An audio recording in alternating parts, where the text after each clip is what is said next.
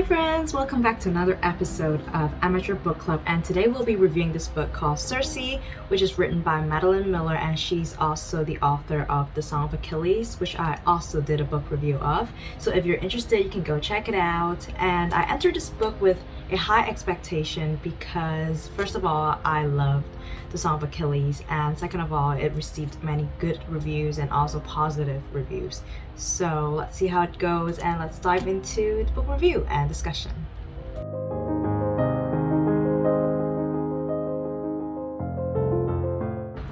So I've always loved Greek mythology from a very young age, and reading the Percy Jackson series made me fall in love with Greek mythology even more. But I only know the famous characters, the Greek characters like Zeus, Hades, Athena, Poseidon, and I did not know about a person called Circe. So when I was reading this book, I have no pre-existing knowledge of this character, so no bias at all. So this book is about a nymph called Circe, and she is the daughter of the sun god Helios, and she was neglected and ignored because there was no god-related prophecy about her, and people were really mean to her, especially her parents and siblings, which tells us a lot about their character. And Circe, having a kind and pure heart at the beginning of the book, starts to learn to protect herself and also stand up for herself in this journey of being mistreated by a lot of people. Later on, she was exiled to an island because she told her father about her possessing witch powers when she turned a mortal she liked into a god, and also a romantic rival into a monster. So the gods frown upon these powers because they feel threatened by it, and so she was exiled to an island. And the rest of the book is just depicting what her life is like on the island, with occasional encounters with famous Greek characters like Daedalus, Hermes, Athena, and the Minotaur.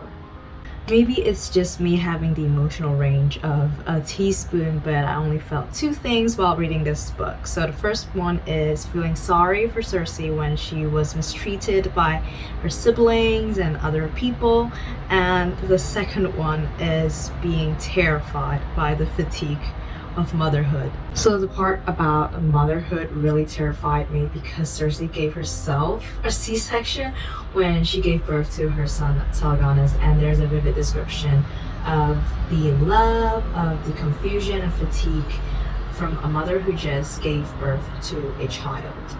It is quite an interesting perspective and an interesting thing to write about because we don't usually see these kind of maternal hardships depicted in Greek mythology stories, because most of these stories are written in the perspective of the male characters. The descriptive writing of the book was fine for me. I liked the descriptive writing a lot, but for me, the plot was a little bit too weak this time. So it talks about Circe's life, and she's a nymph and not a mortal, so she has a longer lifespan, and it talks about her encounters with different famous Greek characters such as Daedalus and the Minotaur, which is from an earlier period of time, and then Odysseus, which is from a later period of time. For me, it's like reading short Greek mythology stories with no connection between these encounters except for the existence of the female protagonist herself, which is Circe. It's all very fragmented for me, and there's no huge plot or a big climax, which I have expected when I started reading this book, since there was a huge climax in the Song of Achilles, and I thought she would adopt this similar writing method in Circe.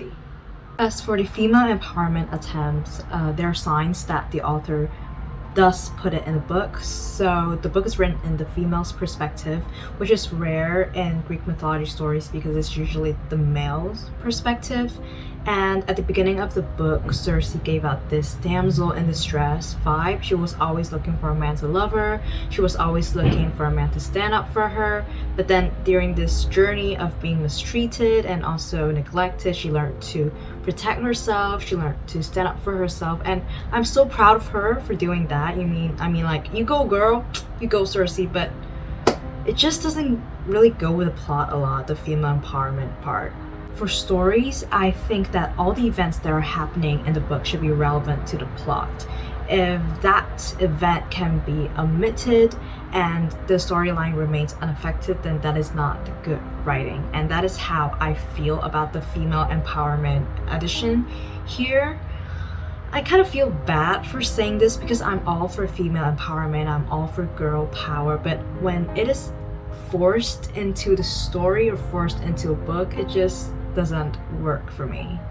I feel like many authors nowadays add the correction of modern day issues into their books, so people would praise them for having correct values when the things they added are actually irrelevant to the timeline and also the plot. Authors should be able to write whatever they want to and what's relevant to the timeline, even if the characters possess condemnable traits. We as readers should be the ones to learn to distinguish where these traits are positive or negative and whether we should learn from them or avoid them instead of making authors write books in a politically correct way.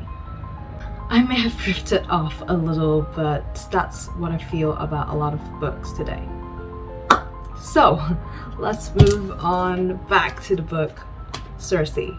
I don't know what to feel about the ending of the book because Circe has a son with Odysseus, and Odysseus actually has a wife and another son back home. But then Circe ended up together with Odysseus' other son, and so she's technically dating her son's half-brother. And I don't want to judge, but that's weird to me. I feel like I've been talking bad things about Circe this whole book review, but it's actually not that terrible. If you like Greek mythology, you'll encounter a lot of your favorite Greek characters here, like Daedalus, the Minotaur, Charis, Odysseus, a little bit about Achilles as well. The descriptive writing is also enjoyable. It's just the plot, the storyline, and the lack of climax that bothers me. I rated this book 3 stars, and part of the reason is because of this beautiful cover. Look at this design, and it's hardcover as well. Love it. So if you like this video, don't forget to give it a thumbs up and subscribe to my channel for more book reviews like this. If you have some ideas about this book, you can also type it down in the comment section below and we can have a discussion. So I'll see you next time. Bye!